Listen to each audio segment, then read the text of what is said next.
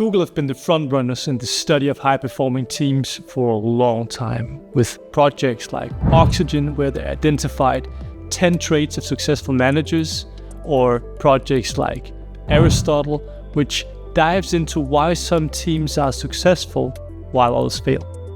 So essentially, how to build a high-performing team. My name is Christian, and I am the CEO and co-founder of Scios, a platform that helps managers and leaders balance well-being and performance. Besides that, I speak at many tech conferences and have been honored to be part of Forbes' HR Council. I've also been a leader myself for nearly 10 years, and I'm still constantly learning to be a better one. When you have watched this video, you will know the surprising trait that Google found leads to high-performing teams. I'll take us on a little history ride together to identify what truly matters when building teams that both thrive and perform, so that we can learn from Google's own research. We've all been on teams where everything feels a bit like an uphill battle. People talk over one another when trying to win the speaking right, and because they feel like they know the right path for the project.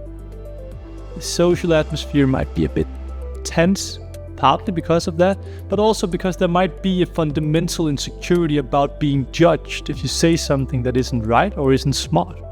In other words, you feel you need to constantly prove yourself to the group, which makes it tough. It's also very clear or very explicit who does what, because alignment of that nature can feel too confrontational in a group like that. But is that actually a problem, or is that just clever people challenging each other? Harvard Business Review found that the time spent by managers and employees in collaboration activities has ballooned by at least 50% over the last 2 decades. So, individual performance, while still being important, is far from the only consideration we need to be aware of. In 2012, Google developed a project and codenamed it Project Aristotle. They set a team of some of their best engineers, statisticians, sociologists, organizational psychologists together to figure out this problem. The team began to look into what's the average IQ of teams? Do they share hobbies? Are they friends outside of work? How is the mix in terms of introverts and extroverts? For how long have they worked together? Is there a different gender composition? And they kept digging and digging, and they were looking for patterns in traits or characteristics that successful teams had or did that the failing teams did not. But here is a quote from Dubé, one of the leaders of the project. Here's what he says. "We had lots of data, but there was nothing showing that a mix of specific personality types or skills or backgrounds made any difference. The who part of the equation didn't seem to matter." So some groups that were ranked among Google's most effective teams were, for instance, composed of friends who socialized a lot outside of work. But there were other teams that were made up of people who were basically strangers when they weren't in the conference room together. Some groups sought to have strong managers that led a lot. Others preferred a less hierarchical structure where they were more co-leading. But most confounding of all, the two teams could be more or less identical in terms of what type of members they had, what type of people they had in the team, but very different levels of effectiveness. So Google started looking more and more at group norms, which you could also call team culture. It's the written or unwritten rules of engagement in a group. So Google and their team of researchers began to find promising patterns that might reveal the key traits of behavior of their most successful teams. Behavior that they could transfer to other teams, and thereby drastically improving collaboration and performance in the organization. But it wasn't easy. Questions like, was it better to let everyone speak as much as they wanted, or should strong leaders end debates that they don't find important for the topic or the goal at hand? Is it more effective for people to openly disagree with one another, or should conflicts be played down to keep a good environment?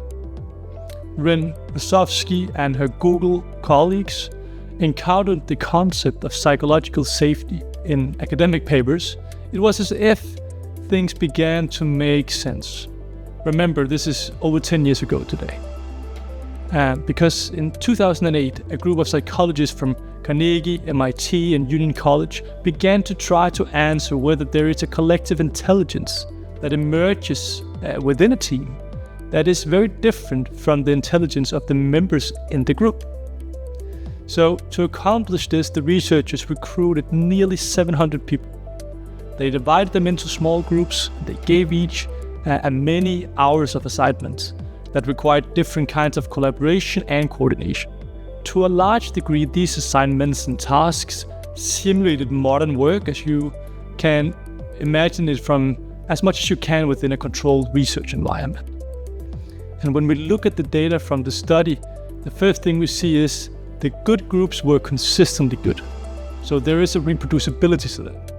And the less good groups were consistently worse.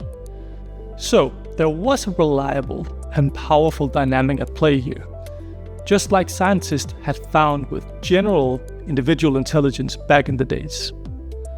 But the average intelligence of the members was not a significant predictor of the group's success in these cases.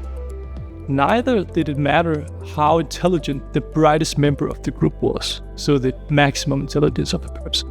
But what then caused some teams to succeed? The first thing they found was social sensitivity, so the team members' ability to understand how others are feeling.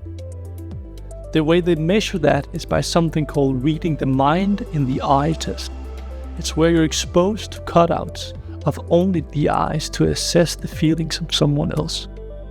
And I know it sounds a little too simple to be meaningful. That's how I felt as well.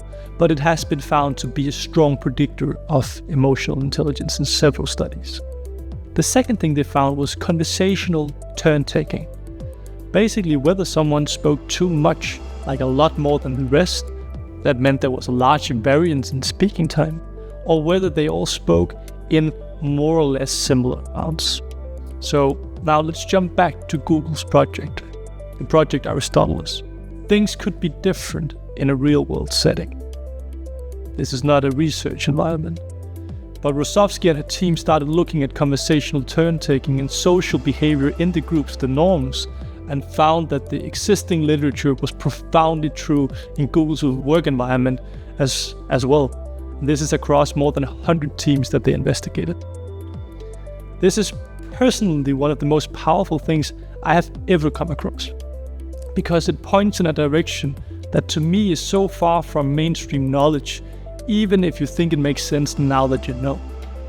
So let's try to summarize the 3 things that Google learned from the Aristotle project that we can apply in our day-to-day work as leaders and as team players. The first learning is that individual general intelligence, often called G, which is the strongest predictor of an individual's performing well on a task, also performing well on other tasks, matter much less than you would think when working in a group. Things like experience, tenure, or skills was also not the predominant trait of successful teams, even though many at Google would have guessed so. So if you or someone you know think that they're the smartest person in the room, then remember that unless you manage to work together as a team, as a group, then that matters very little. It was actually not mostly about who was in the team, and that leads us to the next learning. What did matter? So the second learning that I want you to take away from this video is that social behavior and patterns like conversational turn-taking could potentially be a powerful tool to elevate the performance of your team. Make sure everyone gets to speak their mind, let their feelings be heard, voice their worries or suggest their ideas.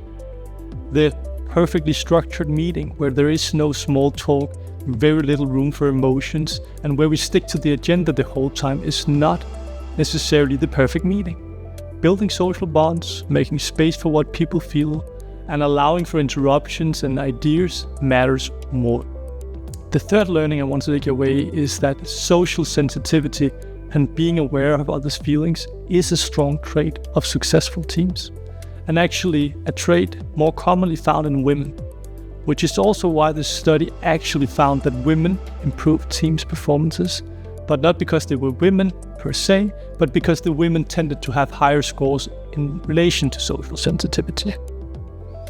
So these learnings have had a profound impact on me and my perspective, and I hope you have also gained a new perspective on what actually matters when building high-performing teams. Thank you for watching. If you've made it this far, I hope you've enjoyed the content and found it valuable. It would mean a lot to me and to our team if you would help us by liking the video. We don't produce many videos, but instead focus on high-quality content. So if you want to see more videos like this one, you can subscribe to our channel. I mentioned other videos throughout the video, and we'll make sure to link to some of those here, whether psychological safety, Project Oxygen from Google, or similarly. Now lastly, if you're curious about having better data and maybe a platform to help you lead your team, then check out our website.